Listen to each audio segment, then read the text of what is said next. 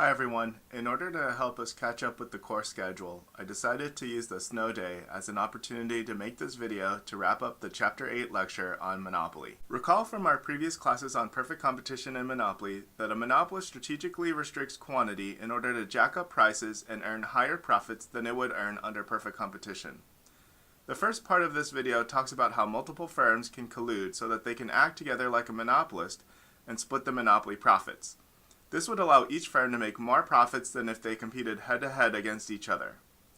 Firms can collude or cooperate in a couple different ways. The most common form of collusion is price fixing, where firms jointly strategize on the optimal price for their products. To be sure, this is an illegal business strategy, and companies and executives find themselves in serious legal problems if a price-fixing scheme is exposed. On the other hand, firms can collude in a couple different ways. For example, firms can divvy up geographic regions so that each firm is a local monopoly over a particular city.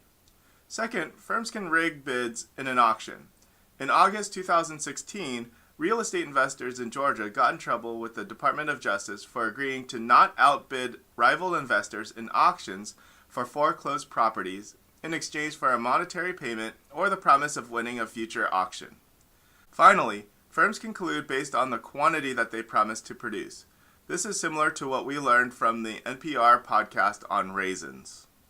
A more popular case of collusion based on quantity is OPEC, whose member countries agree on how much oil to produce in a given time period.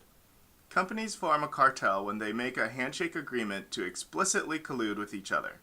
Typically, firms get in legal trouble if there is a smoking gun evidence of this type of behavior, but OPEC is actually protected by U.S. foreign trade laws. However, collusion can occur without a handshake agreement. Consider two rival gas stations located across the street from each other.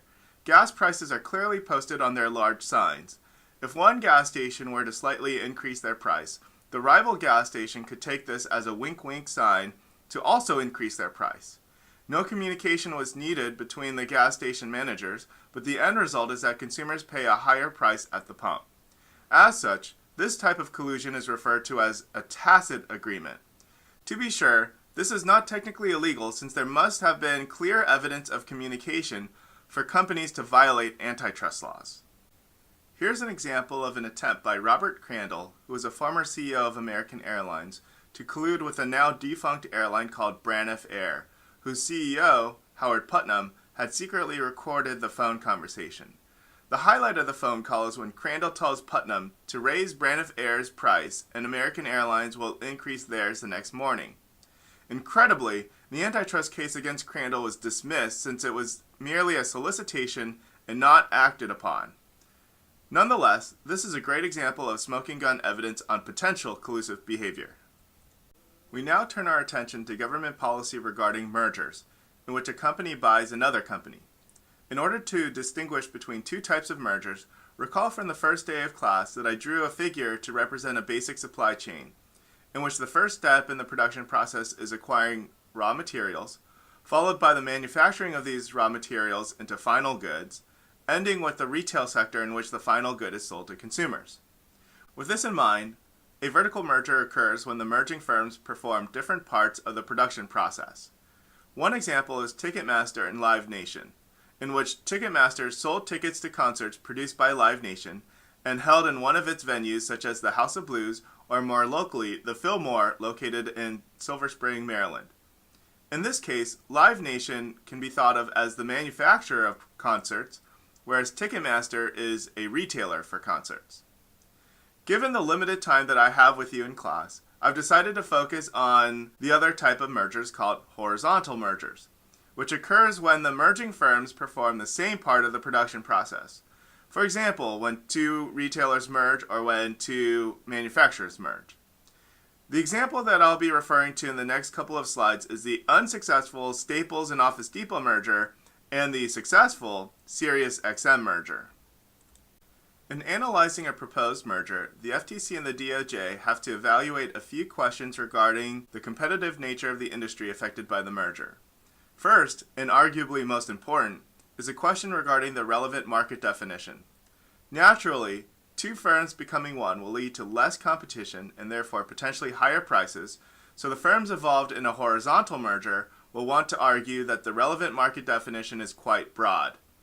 We'll see in the next few slides that a narrow market definition was a big reason in the government's decision to block the Staples Office Depot merger, whereas a broad market definition allowed the Sirius XM merger to go through. However, the government will also be interested in the firm's market power, or its ability to jack up prices, as well as whether barriers to entry exist in that particular industry. Policymakers will be more concerned with the proposed merger if strong barriers to entry make it unlikely that a new firm will enter and create more competition for the merged firms. Clearly, Staples and Office Depot both sell office supplies, so the issue behind the relevant market definition for the Staples Office Depot merger revolves around whether to include other retailers who sell office supplies. If we include companies like Target or even CVS that have a limited inventory of office supplies, then Staples and Office Depot would have a 25% market share, which is not a big concern.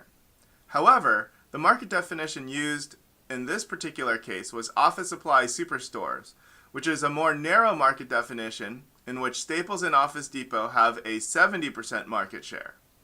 Remember, economists refer to any firm that has greater than 40% market share as a dominant firm. So a firm that would have 70% market share would be likely to behave like a monopolist. As a result, this merger was blocked. When XM and Sirius were both founded in 1997, the government stipulated that they would be protected as the two and only two satellite radio companies in the United States as long as they never seek to merge together. However, nearly a decade later, XM and Sirius announced a merger that would allow them to lower programming costs and better compete with rival sources of audio entertainment. Of course, if the relevant market definition was just satellite radio, then these two companies would form a pure monopoly. However, the accepted market definition was much broader since the launch of music streaming services like Pandora and Spotify, as well as the rise in the use of MP3 devices and now smartphones, create a lot more competition for these two providers of satellite radio. As a result, the $13 billion merger was approved in 2008. I encourage you to review the practice problems that I provided on Moodle to make sure that you fully understand the concepts introduced in these recordings. Remember that I also provide the solutions to these ungraded problems and that the purpose of these exercises is to give you an idea of the types of questions you might see on the final exam. As always, feel free to email me with any questions that you have.